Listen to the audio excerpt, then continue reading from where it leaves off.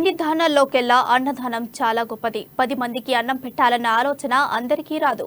వచ్చినా ఏదో ఒక పూట పెట్టే వాళ్ళే ఉంటారు. కానీ ప్రతిరోజు నిత్యాన్నదానం చేసేవారు అరుదు. ఆ కోవకు చెందిన వారే కాంగ్రెస్ రాష్ట్ర నాయకులు కంది శ్రీనివాసరెడ్డి. పేదల ఆకలి తీర్చాలన్న సంకల్పంతో ప్రారంభించిన నిత్యాన్నదాన కార్యక్రమం నిర్విరామంగా కొనసాగుతోంది. నిత్యం వందలాది మంది ఆకలి తీరుస్తూ కంది శ్రీనివాసరెడ్డి తన గొప్ప మనసును చాటుకుంటున్నారు. అందరి చేత అన్నదాత సుఖీభవ అన్న దీవెనలు అందుకుంటున్నారు. ఏ నాయకుడు ఇలా రోజు భోజనం పెట్టలేదని పేదల కడుపు నింపుతున్న కంది శ్రీనివాసరెడ్డి నిండు నూరేళ్లు చల్లగా ఉండాలని ఆకాంక్షిస్తున్నారు. రాజకీయంగా ఆయన మరింత ఎత్తుకు ఎదగాలని కోరుకుంటున్నారు అక్కడి ప్రజలు.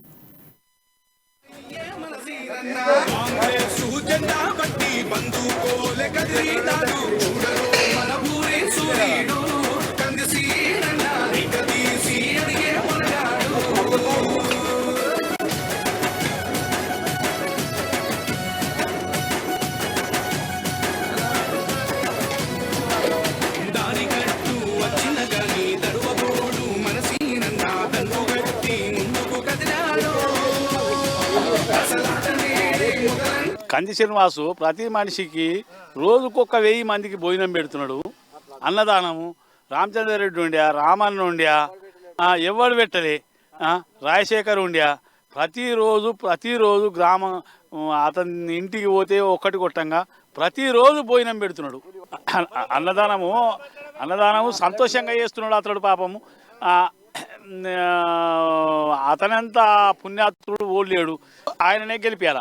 కంది శ్రీనివాసరెడ్డి గారు అటు నుంచి ప్రతిరోజు ప్రజలకు, పేద ప్రజలకు కానీ, కూలి వాళ్ళకు కానీ, ఇంత ఎండాకాలం అన్నా కూడా ఇప్పటి వరకు ఒక 7-8 నెలలు నుంచి అన్నదాన కార్యక్రమం నడుస్తుంది.